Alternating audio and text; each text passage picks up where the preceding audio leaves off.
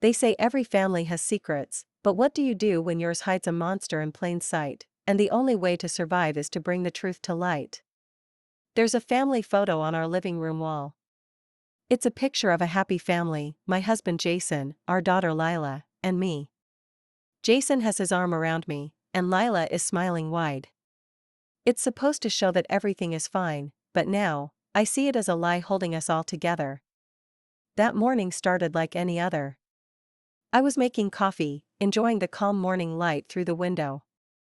Lila was upstairs, probably getting ready for school. Suddenly, I heard her scream, sharp and full of fear. I dropped the cup in shock, it broke on the floor, coffee spilling everywhere.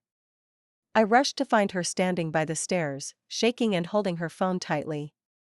Her eyes were full of tears, and she looked so scared she seemed like a different person. Before I could ask what was wrong, my husband Jason appeared in the doorway. His face was pale, his jaw tight. The silence between us became heavy. I could feel something terrible had happened. Lila finally looked at me and said with a trembling voice, "Mom, I need to tell you something." Jason didn't say anything. His presence felt strange, like a stranger had come into our home. My heart broke because I knew my life was about to change forever. I was afraid, angry, and confused all at once. I just wanted to understand. What had happened to my daughter? What secret was she holding? And how had it come to this? As I stood there, I promised myself I would face whatever truth was coming, no matter how hard it would be. If monsters were living in my family, I would bring them into the light. The air in the house felt heavier than before. Lila's silence screamed louder than any words could. She sat on the stairs, hugging her knees, her phone still clutched like it held the world. Jason stood quietly in the hallway, his gaze fixed on the floor, as if avoiding both of us would somehow make the nightmare vanish. I wanted to believe there had to be some mistake, a terrible misunderstanding I could fix with a phone call or a calm conversation. But I knew, deep down, that the fissures cracking our family had already spread too wide. "Lila, please, tell me what happened," I said gently, my voice thick with fear and hope. She hesitated, then swallowed hard as she looked up at me, eyes red and raw. "Mom, it's Jason. He hurt me." It wasn't just words. It was much worse. I wanted to scream at him, shake him until he understood what he had done. But I was frozen, torn between my love for my daughter and the shock that threatened to shatter my mind. Lila's voice cracked as she continued, "He told me to keep it quiet. Said if I told you, everything would fall apart. That you'd hate me." She swallowed her tears. "Anne, I'm pregnant. His child." The room spun around me. My husband. My daughter. The word pregnant echoed in my head like a drumbeat of doom. I could see Jason's face finally lift, pain and regret wrestling across his features, but no excuse could ever cover this. "He said he made a mistake," Jason said, his voice broken. "But I never meant for this to happen. I'll do anything to fix it." "Fix it? How do you fix something so broken?" I stood and walked slowly toward Jason, my hands trembling. "You need to leave. Now." The words felt like acid in my throat, but I forced them out. "You don't get to stay in this house while you've destroyed it." Jason's shoulders slumped. He looked at Lila sadly. "What do you want, Maria?" "She's scared." "I'm scared too. We can find a way." I shook my head, tears streaming. "There is no we here, not anymore."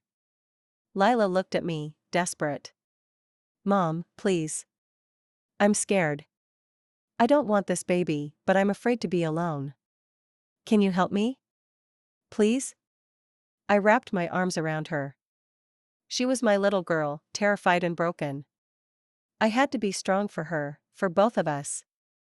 "We will get through this," I said softly. "Together." But the road ahead was dark, and I knew that nothing would ever be the same. That night, the house was so quiet it felt haunted. Every tick of the wall clock sounded like a warning. I sat with Lila on her bed, the room dark but for the streetlight slanting through her window blinds. She'd stopped crying hours ago, but she stared into space, her lips pressed tight the way she used to when she was trying to keep a secret as a little girl. Jason was gone. I didn't know where, and I didn't care. I just needed him far away while I held our world together with trembling fingers. Mom? Lila's voice was so small, I barely heard her. What are we going to do? I didn't have an answer. For once, there was no rulebook, no family manual, no advice column that covered this kind of nightmare. But I forced myself to breathe, to ground us in the here and now. We'll go to the doctor, I said finally. First thing tomorrow. No matter what happens, you won't have to do any of this alone. She nodded, wiping her nose with the sleeve of her sweatshirt. Promise? I promise. There was a long silence.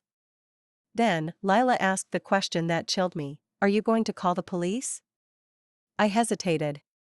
Not because I wanted to protect Jason, he didn't deserve protection, but because I knew how the world could twist things, how sometimes the lines between victim and villain got blurred by people who'd never lived this kind of pain.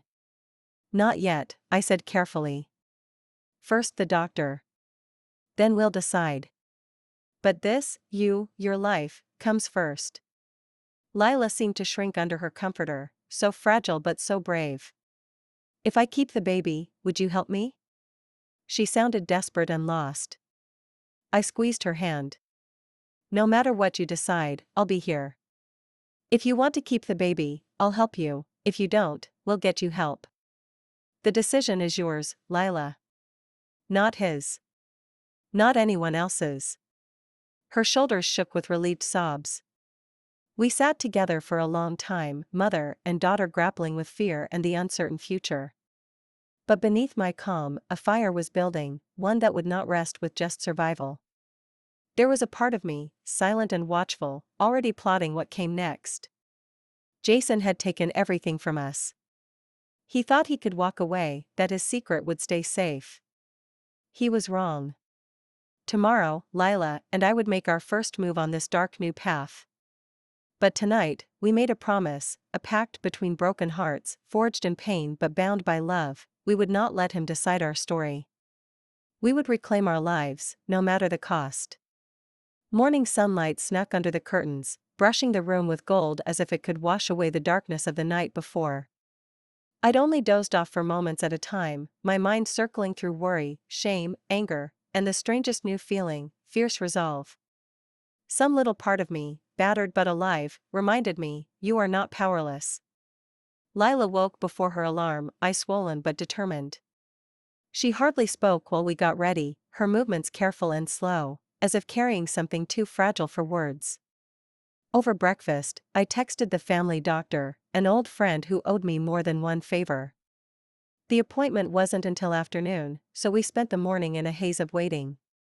Lila barely ate. I did laundry, paced hallways, cleaned things that didn't need cleaning. The world outside our house seemed indifferent, a mail truck rumbled past, neighbors walked dogs, birds bickered at the feeder as if nothing in the universe had changed. Everything had changed. Finally, the time came. We drove in silence, the radio turned down low. At every intersection, I wondered if people could see through our windows, if they sensed the bomb ticking in the back seat. I squeezed Lila's hand once at a red light, and though her palm was clammy, she squeezed back.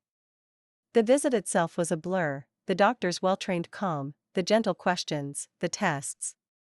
Lila's voice was barely a whisper, but she answered everything honestly.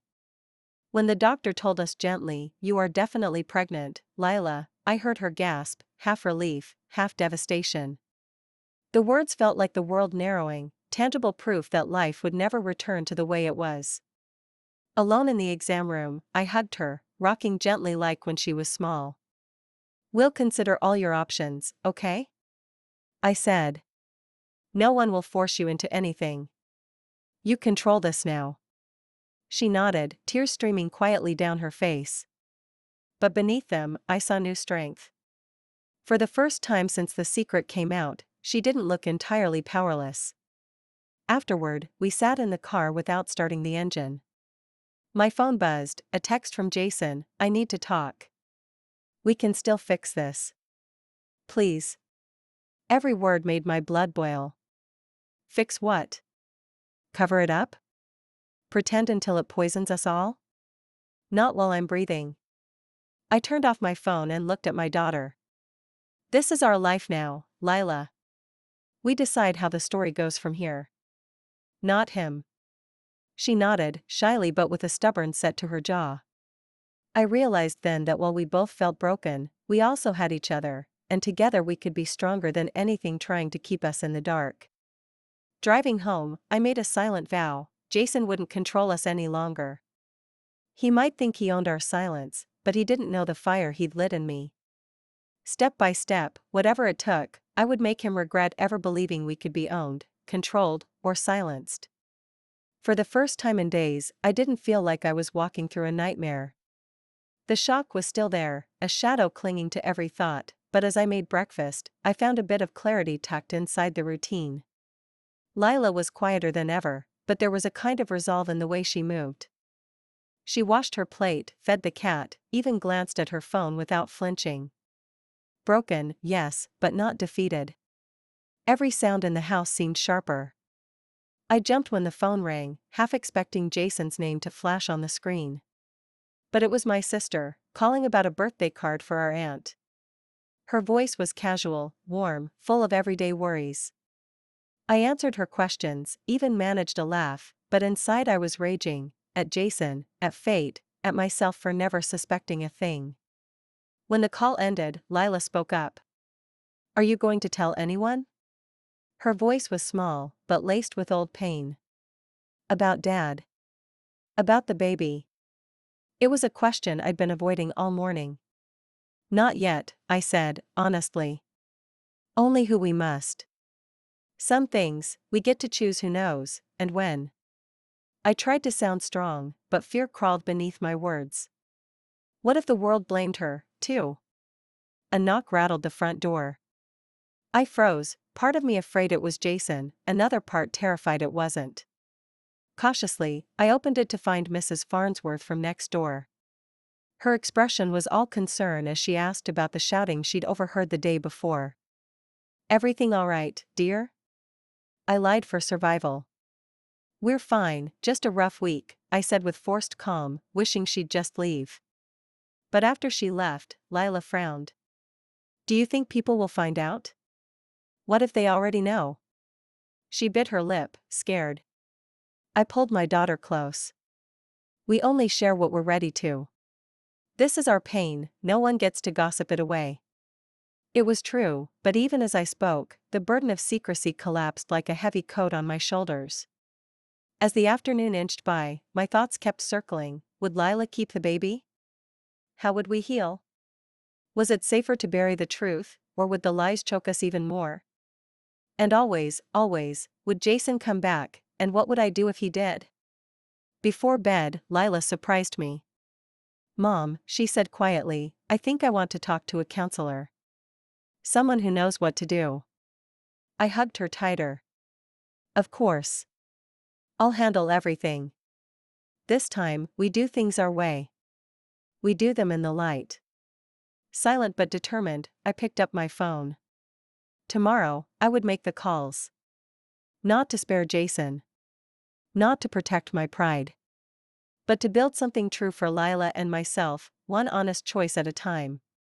Outside, the night glimmered with secrets.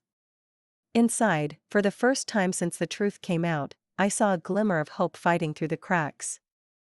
I woke before dawn, the house thick with silence, every wall holding memories I'd rather forget. In the soft gray light, Lila's breathing gently echoed from her room. I clung to its rhythm, a reminder of what I still had after so much loss. Today was the day I'd do the things I'd been too afraid to do. Today, I'd start asking for help. I brewed coffee and took my first cup to the kitchen table, staring at my phone. The list I'd written last night was still there, the names of people I could trust, professionals who might help, numbers for counselors and advocates. Each name felt like a lifeline, and an admission that we couldn't pretend everything was normal anymore. My fingers shook as I made the first call, to Dr. Peterson, the counselor recommended by our doctor. My story tumbled out in pieces, each word costing more than I wanted to pay. But Dr. Peterson's voice was calm and steady. She told me we could come in right away, that she'd help us find the right words, the right steps. For once, I felt like maybe I wasn't alone. The second call was harder. It was to my sister, Nora. She picked up on the second ring, her usual cheerfulness quickly fading when she heard my voice.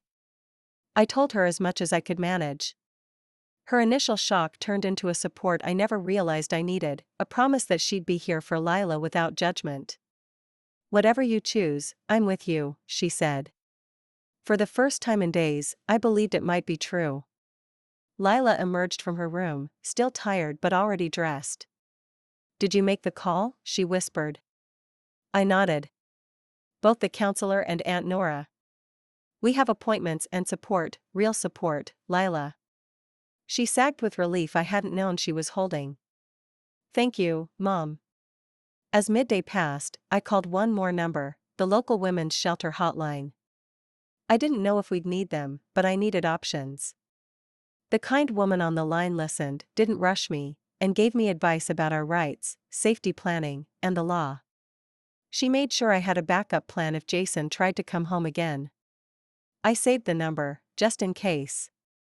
Lila spent the afternoon in her room, texting Nora and drawing in her sketchbook. I tidied the house out of habit, but my mind kept returning to those calls, to the small, stubborn hope of healing, and to the cold clarity that I owed it to us both to plan for anything. When a car engine sounded in the driveway, my heart pounded. But it was just a delivery, a bouquet of sunflowers from Nora, with a card that read, "In the darkness, you are the light."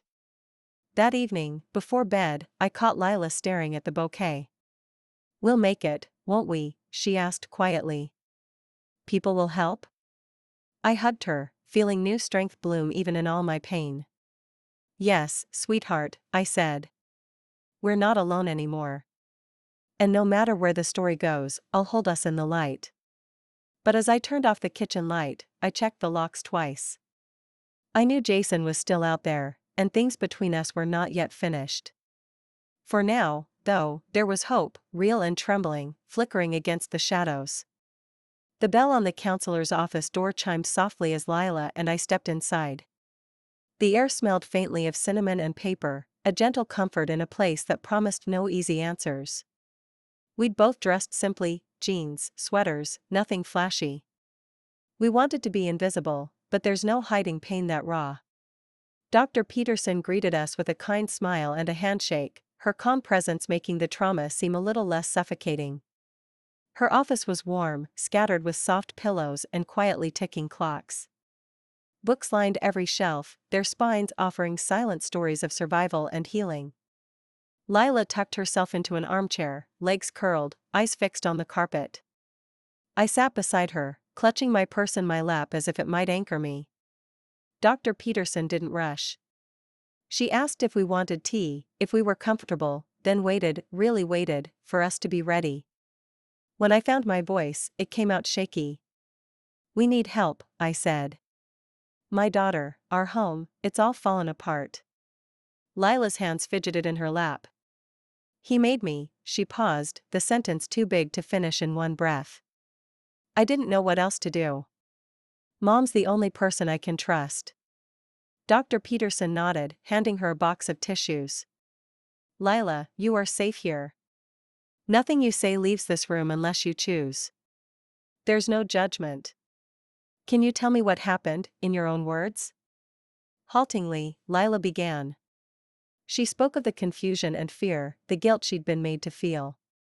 She explained how secrets had made her sick, how Jason's threats kept her quiet. Each word was a stab, but I listened, raging and grieving in equal measure. Dr. Peterson listened, too, never interrupting, her silence saying, "I believe you." After Lila finished, Dr. Peterson turned to me. "Maria, how are you holding up? What do you need from me, as a mother, as a person?" I took a trembling breath. "I need to know we can come back from this. That my daughter can heal. That Jason won't ruin her life any more than he already has." I can help with the healing, she said gently. And there are steps to protect both of you. You're not powerless. You get to decide what happens next. We discussed next steps, continued counseling, legal aid if needed, medical care, support from trusted networks. Dr. Peterson made a plan for Lila's therapy, one that centered her decisions, her voice. When we left the office, something major had shifted. Lila stood straighter, as if breathing more easily. For the first time in what felt like years, I caught the faintest trace of hope in her eyes. Back at home, Lila squeezed my hand. She listened, Mom. She didn't look at me like I was broken. Maybe I can get better. I hugged her close, feeling the brittle things inside me begin to mend. We both will, sweetheart. One step at a time. Yet as night fell, doubt and determination waged war inside me. Jason was out there, maybe waiting, maybe plotting. But now, we weren't alone, and our story was shifting from darkness to the first pale shimmer of day. The next morning brought chilly rain and clouds that swallowed the sun. The world looked gray and blurred, the kind of day where every shadow stretched longer, every worry felt heavier. I watched Lila eat her toast in silence, her focus shrinking to crumbs and coffee. It was progress, but we both knew healing wasn't a straight line. The phone rang. My heart thumped wildly. I checked the number, blocked. I didn't answer, letting the machine pick it up. Silence, then a click. Was it Jason? Was he watching, waiting for us to slip, for doubt to crack our resolve? Lila looked up, anxiety stirring in her dark eyes. Do you think he'll come back? She whispered. Do you think he'll try to talk to us? I don't know, I said honestly, reaching over to take her hand. But if he does, we're ready. We have help this time. You're safe with me. I squeezed her fingers until the trembling stilled. As we layered up for our walk to the mailbox, something normal, something calming, I caught a glimpse of movement across the street. A car idling, no one inside that I could see. It parked too long, engine running. Goosebumps rose on my arms. We walked quickly, the rain falling harder, my body blocking Lila from the road. Back inside, I locked the door and closed the blinds. Paranoid? Maybe. But after surviving what we'd survived, caution was just another form of love. I checked the windows before letting myself breathe again. Later, Nora came by with groceries and warm bread. She hugged Lila, sat on the couch, and filled the house with her loud stories and kind laughter. She talked about the past, little Lila with her missing front teeth, birthday cakes, summer swims, the memories soothing, a reminder that there was more to life than pain. But as the afternoon wore on, shadows slipped back in. The counselor called to check in. I told her about the car, the phone call. She agreed we were doing the right things: documentation, backup plans, support systems. She reminded me that sometimes, people like Jason try to regain control when they feel it slipping away. You must stay alert, but don't let him run your life with fear, she said. Lean into your support network. You're building a new beginning, even if the storm hasn't completely passed. That night, as rain lashed the window, I lay in bed listening to Lila's soft breathing down the hall. I couldn't sleep, not fully. Doubt and fear wrestled in my head, but I reminded myself, every day we took a step, every day we chose light over lies, we weakened Jason's hold. The shadows may return, but they'd never again own the whole house. Tomorrow, I promised, we'd take another step. We'd keep moving forward, no matter how slowly. Because in the darkness, we'd learned to protect our fire. And I was ready to burn down anything that threatened it again. The following morning, sunlight finally broke through the clouds, slanting across the living room in bright, hopeful bands. I almost let myself believe the worst was behind us. But after days of tension, I'd learned that safety could turn out to be another illusion. Lila stayed in her room, headphones on, sketchbook in hand. I tried to work through a grocery list, but my mind kept circling yesterday's locked door tension, the car outside, the mystery call. It didn't matter that Jason was gone. His shadow lingered in every sound, every pause. Just as I finished putting away the breakfast dishes, my phone buzzed, a new text from a number I didn't recognize. My heart lurched. The message was short: "You can't hide forever." I stared at the screen, cold washing through me. The anger that followed was sharper than fear. I refused to let Jason, if it was him, scare us back into silence. I saved the text, forwarding it to Nora and Dr. Peterson. "Keep every message," the counselor had instructed. "Write down everything. Patterns matter." I wrote it out in a new notebook I'd started, one for evidence, one for the story I swore I'd control. When I checked the mail that afternoon, my hands trembled. The box was empty except for a single, folded sheet. My name printed on the front in blocky black ink, Maria. Inside, a quick, desperate scrawl: "Let's talk. Think about Lila." No signature. No doubt. It was Jason. I locked the door behind me. Rage flared, mingled with a sick, hollow ache. He still thought he could guilt me. He still saw Lila as leverage, a means, not a person. The realization twisted in my gut, hardening my resolve. At dinner, I chose honesty. Holding Lila's hand across the table, I showed her the note and the text. "Whatever happens next, we do it together," I promised. She looked scared, but her eyes met mine with something steely and determined. Later, I called the counselor and then the police, reporting the harassment. Small steps, but every action chipped away at the fear and secrecy Jason tried to impose. We planned a restraining order, a public record, creating allies in unlikely places. Lila finished a drawing before bed, a girl holding a match, standing in a house full of shadows. "She's not scared anymore," my daughter whispered, pride flickering in her smile. "She's ready to fight back." I kissed her forehead, feeling the courage return to both of us.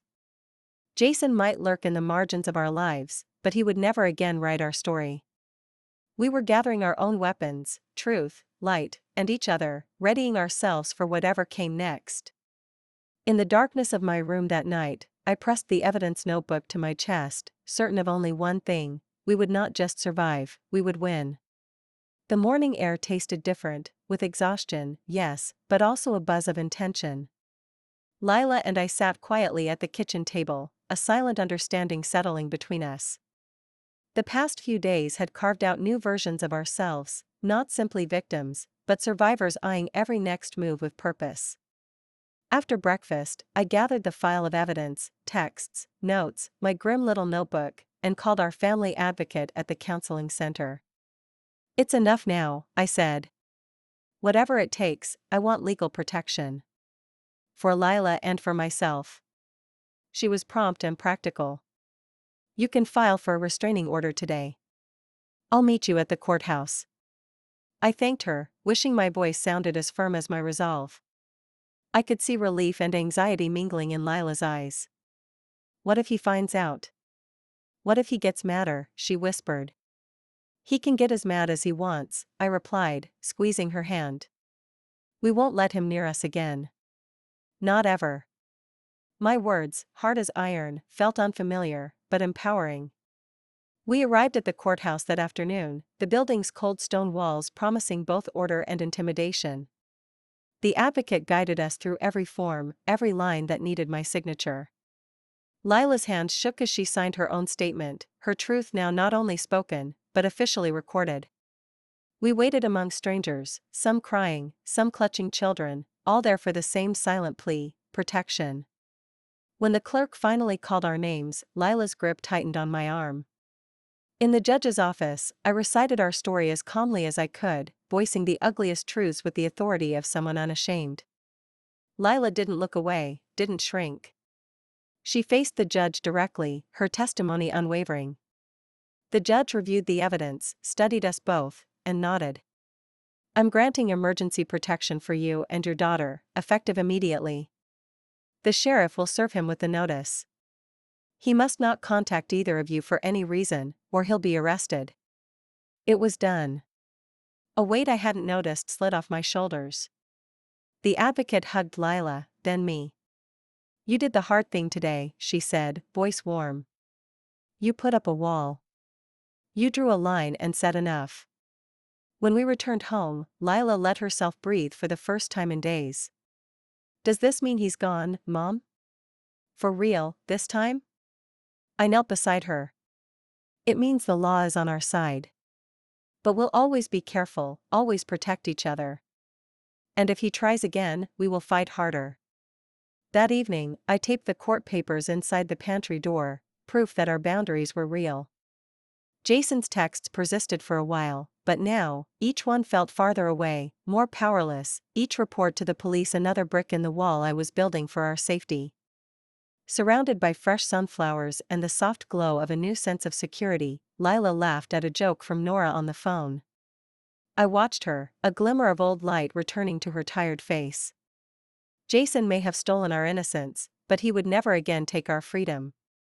We were learning, in hard, halting steps, to fear less and to fight for our peace.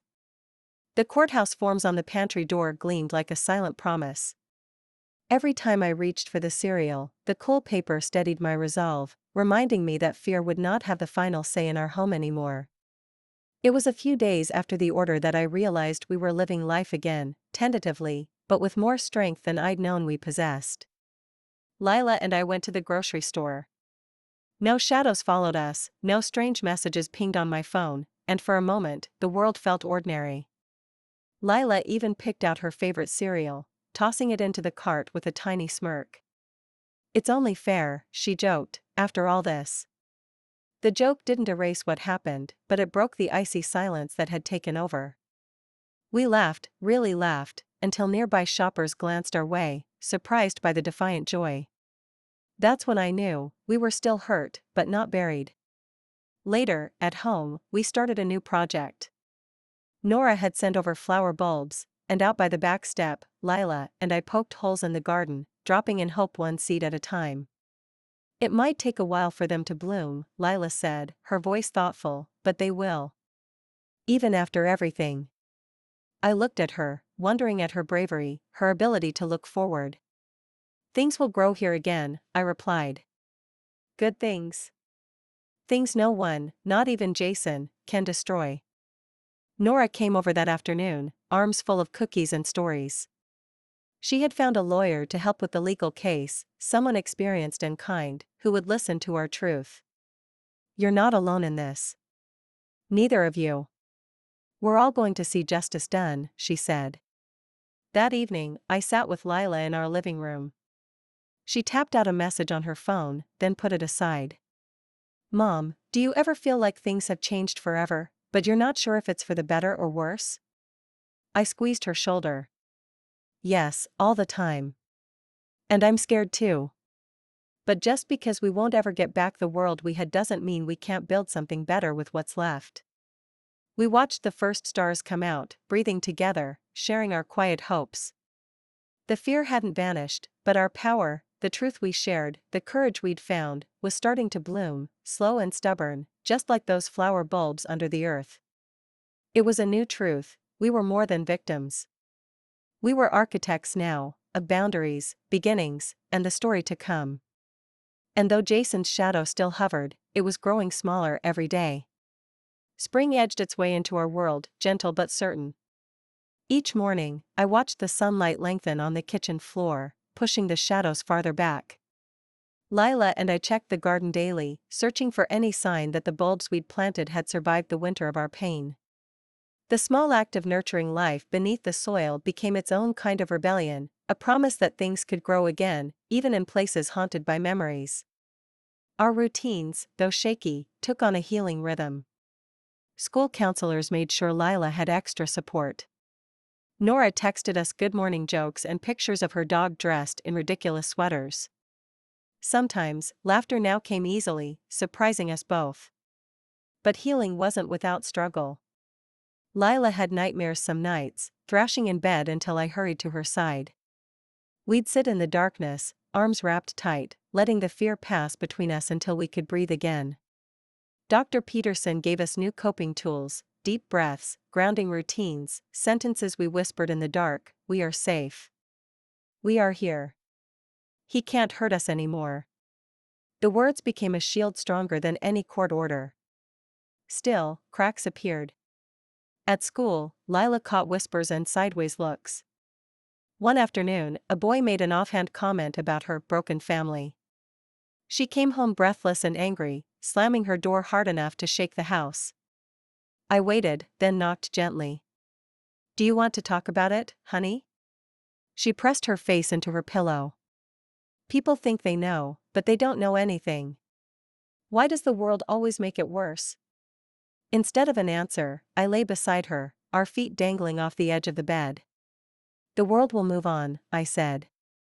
"Let's promise each other we won't let them write our story for us." Gradually, her breathing evened out. "Maybe," she whispered, "we can plant more flowers. If it looks beautiful, maybe people will look at us different." And so we did.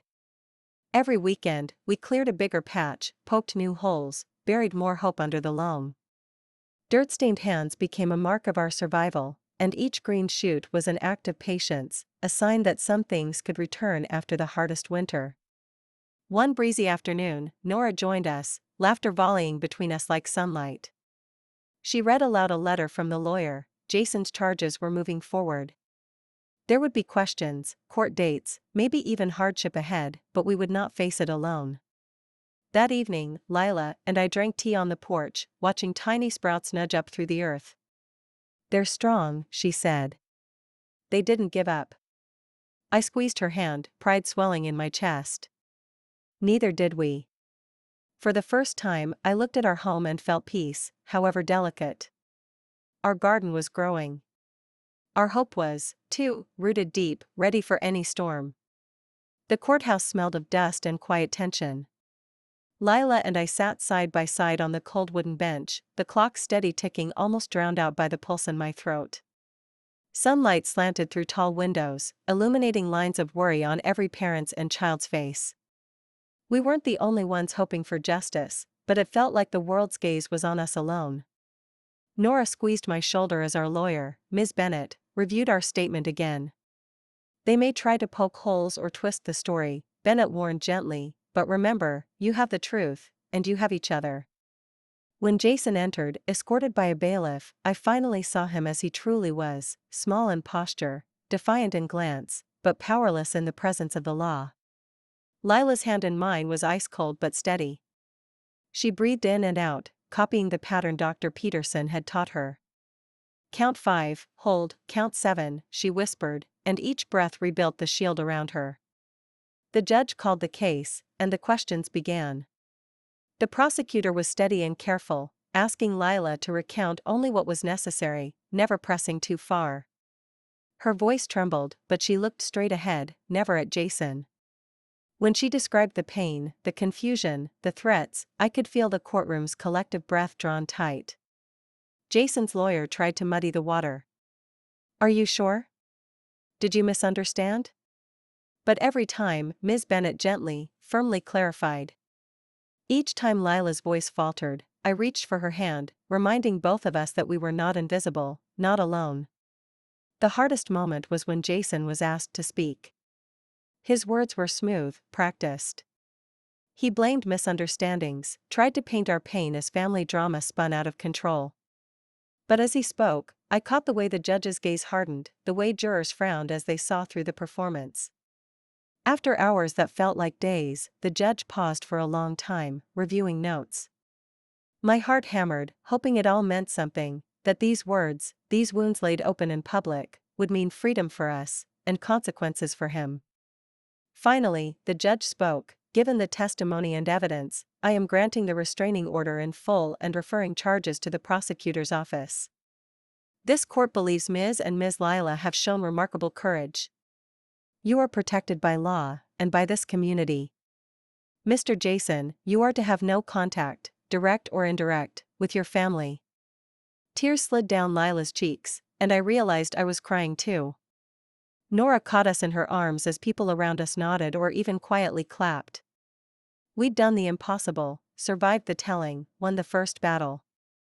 At last, the winds that had battered us in silence now swept clean through the courtroom, carrying away the last illusions Jason had held.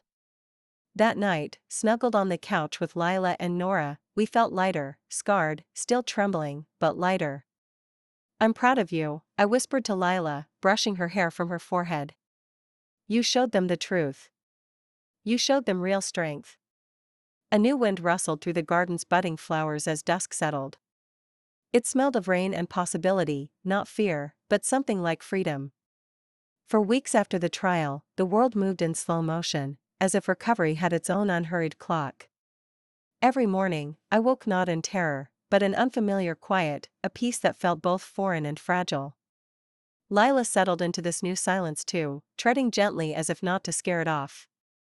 The courthouse orders, protection, no contact, referral for prosecution, meant there were still hearings and paperwork to come, but also that Jason's power now lived behind a locked door. Occasionally, my phone vibrated with updates from Ms. Bennett or from Nora, who became our unofficial guard, her presence a comfort and a fierce reassurance that we were never alone. Lila returned to school bit by bit, quickly learning that after a storm, the world stares and whispers. Some classmates avoided her, not knowing what to say. Others gave quiet support, a nod, a squeeze of her hand, an offer to walk with her to class. In counseling, she grew stronger, threading her pain into cautious hope. "Every day gets a little bit easier, Mom," she whispered before bed, and sometimes I almost believed her. I worked remotely, savoring the simplicity of routine, groceries, sweeping the porch, helping Lila with homework. The garden, once just a symbol, bloomed bold and bright that spring. Each blossom felt like proof that healing could be slow and beautiful. But there were shadows too.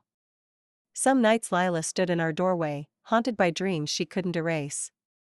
Once, I saw her jump at the sound of a car door slamming outside. The past had teeth, and healing was a long, winding road, not a leap, but 1,000 small steps.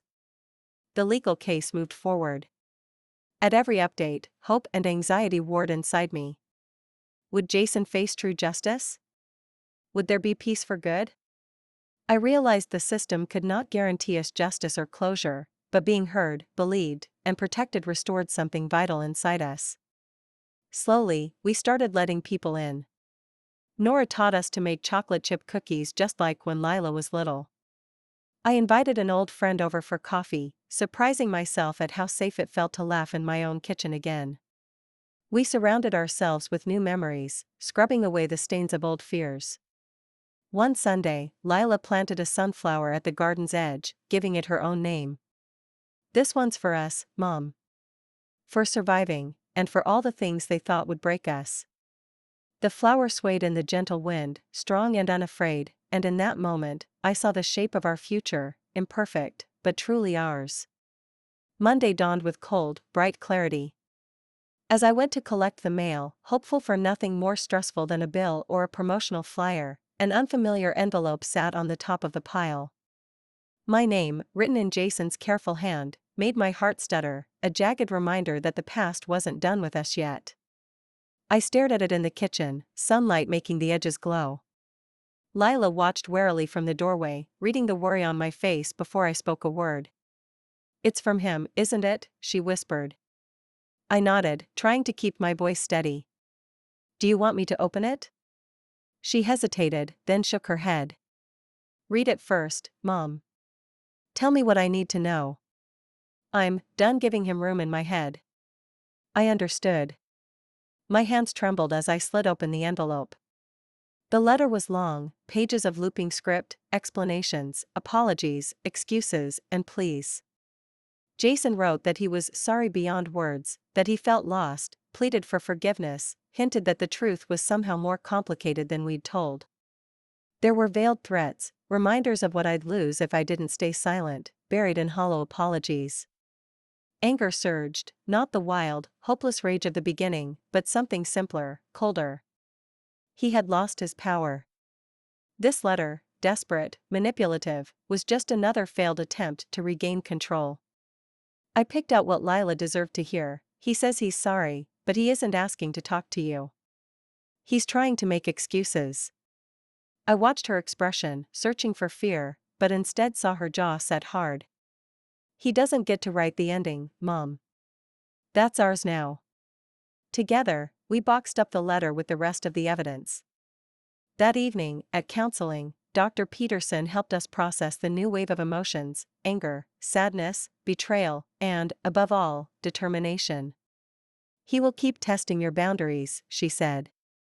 But every time you say no, every time you reclaim your story, you build a future where his voice gets smaller. Later, over tea with Nora in the kitchen, a rare peace settled between us. I realized something: this letter wasn't a curse.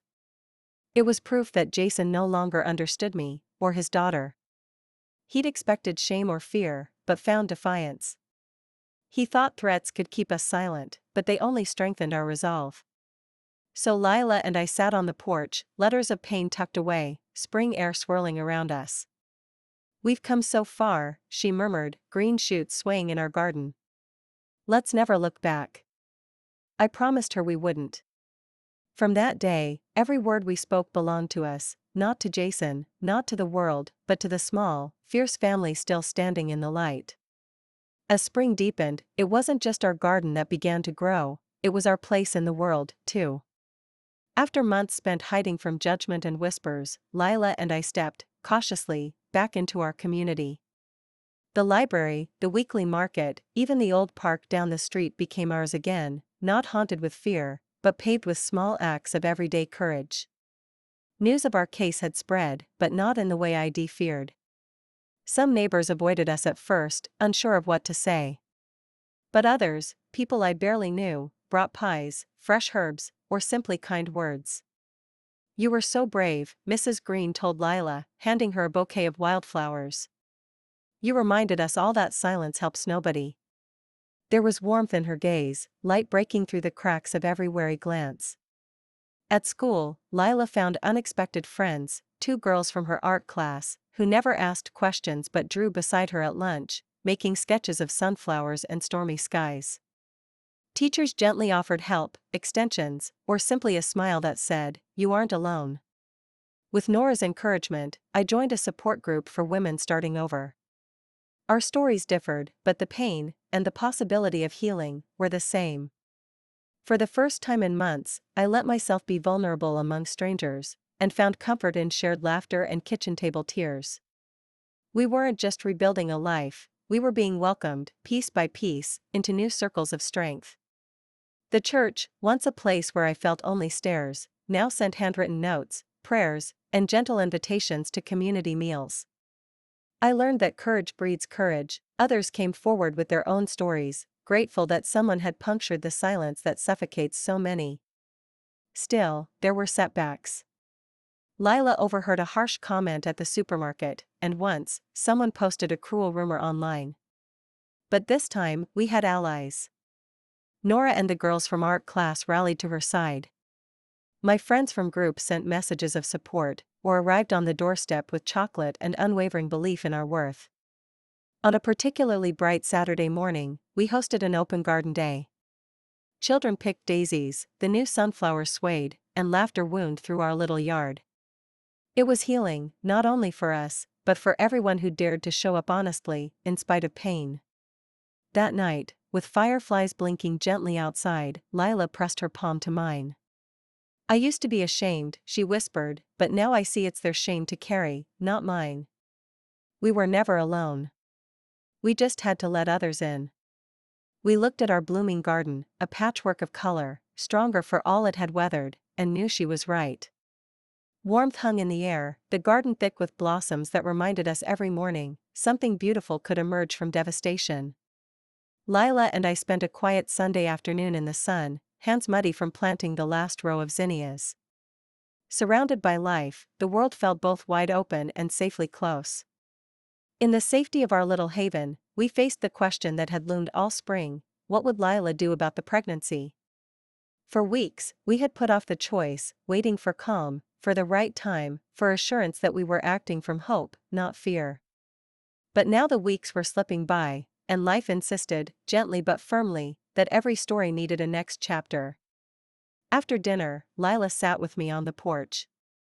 The sky behind her was violet, streaked with gold. She fiddled with the sleeve of her sweatshirt, searching for the right words. I think I know what I want to do, Mom, she said, eyes shining but steady. I want to keep the baby. My breath caught, part pride, part worry. She was so young, so newly stitched back together. But I saw, behind the fear, a fierce spark I hadn't seen in months. Are you sure? I asked gently. She nodded. I want to give this baby a real family. Not the one Dad tried to force on us, but the one we're building now, with honesty, and safety, and love. And I know it won't be easy. But I won't let shame or his shadow decide for me. A strange mix of sadness and awe flooded through me. The world would never be simple for her, or for this child. But I understood something new. Every choice made with truth and courage grows a future where pain doesn't have the final word. We talked late into the night, about doctors and support, about the challenges ahead, about the hope of creating something pure from so much darkness. Nora promised all the help in the world, the counselor mapped out an even deeper circle of care, and our friends rallied around us. The decision was never just about the pregnancy, or the past. It was about reclaiming our story, shaping it with open hands. Lila was right, we could make a family, not out of what Jason had broken, but out of everything he'd failed to understand: strength, honesty, and the unbreakable bond between mother and daughter. As crickets sang and garden lights glimmered, I wrapped my arms around her. We'll do this together, Lila. One day at a time.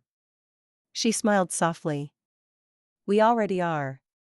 It was the first time since the world broke open that I truly believed in our future, not as something to fear, but as something we had finally chosen for ourselves. Summer arrived wearing new colors, a palette of hope I never thought would belong to us again. Lila and I turned our modest house into a haven, each day finding new ways to fill broken spaces with laughter, music, and the gentle rituals of beginning again. The old photo on the mantel was replaced with Polaroids of garden days, Nora's silly faces, and drawings Lila made for the nursery, tiny, brave visions of the future. The process was more than physical. It wasn't just repainting walls or clearing away Jason's belongings, though we did that too. It was rewriting memories, sewing new threads into rooms that once echoed with fear. Lila chose calming colors for her room, sea glass and butter yellow, while I filled the kitchen with nearly too many plants, their green defiance bursting from every shelf. Friends from our support group helped us move furniture when my back ached and brought hand-me-down baby clothes that turned the nursery into a patchwork of generosity. Each unfamiliar piece, each new blanket, squeaky toy, or flower pot, became a declaration that this was our space now, shaped by kindness, not control. One night over dinner, with Nora and the girls from art club painting the baby's dresser, I realized the house was full again, not with shadows, but with voices and light. Lila laughed at a story from school, her hands resting protectively over her growing belly. I think the baby likes this one, she joked. Nora winked. Get ready, once that kid comes, you'll sleep even less than you do now. The joke was simple, gentle, and astonishingly normal. I reveled in every moment that felt plain and peaceful. We hung a mobile of hand-folded paper cranes above the crib, each one a symbol of a wish, not for a perfect life, but for the courage to keep building, even on the hardest days. When I found Jason's last few things in the basement, a forgotten suit, a box of old photos, I paused. The hurt was still there, but it no longer defined the space. I packed them quietly, leaving them out on the curb. We had no room in our new world for anything but truth and hard-won joy. As weeks passed, we turned the housewarming into a celebration, an open-door policy where friends brought food, stories, and hope, filling our home with a patchwork of healing. The garden outside was wild with bloom, no longer tamed into order but thriving in colored chaos. That night, as Lila and I drank cocoa on the porch, she squeezed my hand. I didn't think we'd ever be happy again. But this feels real, Mom. I kissed her forehead. We made it real, Lila. We built it from the ashes, and no one gets to take that away. The porch light cut through the dusk, shining onto the garden where sunflowers nodded in the warm wind. If monsters had ever lived in this house, they had been banished, replaced by something stronger, something lasting. Home, I realized, wasn't what we'd lost, It was what we dared to rebuild, one fragile, persistent hope at a time. The summer heat pressed soft and slow on the blossoming garden, thick with the sweetness of lilies and the buzz of bees. Lila's belly had rounded, each day drawing us nearer to the moment that had once seemed both terrifying and impossible. The house was ready, nursery painted, bags packed, friends on speed dial. Still, fear sometimes flickered behind Lila's steady eyes. "Will I be enough?" she'd ask at bedtime, her voice thin as paper. I told her the truth: we'll never be perfect, but we'll be enough, together. Each night we practiced breathing, each giggle and gentle touch laying another stone in the foundation of our family. One muggy July night, as fireflies blinked behind the curtains, Lila nudged me awake.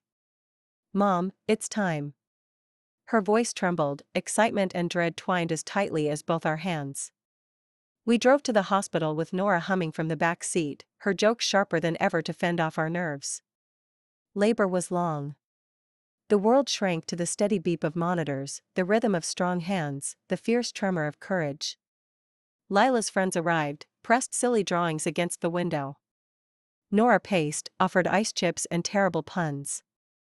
I squeezed Lila's hand through each wave of pain. "You're safe. You're strong. You're not alone." As sunrise painted gold across the ceiling, the world shifted, crying, wailing, fierce and alive. The doctor placed a swaddled baby girl in Lila's trembling arms. The room flooded with tears, relief, joy, awe, grief for what had been lost, and gratitude for what was finally found. "She's beautiful," I whispered. Lila nodded, her gaze never leaving the tiny face in her arms. "She's ours, Mom. She gets a new story." Nothing in the world could erase the pain that led us here, but as light pooled warmly around us, I realized we had turned every page. This child, born of betrayal, but released into love, was our living revenge, our wild new beginning. Later, when our friends and neighbors gathered to greet the newest member of our patchwork family, I stepped outside, breathing in the scent of sun-soaked earth and blooming hope. The house behind me was full of laughter, music, and baby cries, a sound far mightier than any ghost. In the garden, a line of sunflowers bent toward the morning. I stood tall beside them, savoring victory not as the absence of darkness, but as the insistence of light. Revenge was not cold or violent, but warm and patient, the bold, stubborn act of building joy where monsters once prowled. And in that shining hour, Lila's voice drifted from the open window, tired and full of love: "Welcome home, baby. Here, the truth always wins." Life settles into quiet patterns, even after the wildest storms. The house is drowsy most afternoons, sun filtering through the windows, Lila's soft lullabies rising from the nursery, and our little girl gurgling as she kicks at rainbow mobiles. Nights are gentle and long, sleepless not from dread but tender newness. The shadows that once stalked the corners now shrink before the wide, brave laughter of 3 generations. Sometimes, Jason's memory tries to intrude, a flash of his old cologne in a grocery aisle, his ghost in an old photograph uncovered during cleaning. But those moments no longer wound us. They're paper-thin, powerless against the fortress we've built from truth. The real revenge, I've learned, is not a swift blade but a garden, persistent, blooming in the soil meant to bury us. Our neighbors come by with casseroles and stories, the support group fills our table with hope. Each day, Lila grows in confidence as a mother, as a survivor. She's fierce and gentle, folding her daughter into arms determined never to let the darkness back in. One afternoon, as thunder rolls softly outside, I finally finish my letter to Jason, the one I'd avoided since the trial. I write not with anger, but with absolute certainty: you tried to take everything, but in the end, we reclaimed it all in ways you'll never understand. Our family isn't built on fear anymore, but on truth. You are banished from our hearts and our home, not with hate, but with indifference. This is the last word you'll ever get from us. You are no longer our monster. We have written you out of our story. We thrive. We heal. We love, loudly, honestly, endlessly. And our story will live long after yours has faded. Goodbye, Jason. This is the light you cannot touch. That night, as the rain drums a new lullaby against the windows, our home feels unbreakable. Lila rocks her daughter, singing of hope and gardens, of bravery's wild bloom. I watch them, heart swelling, grateful, unbowed, alive. We are the last word. And the world will hear our story.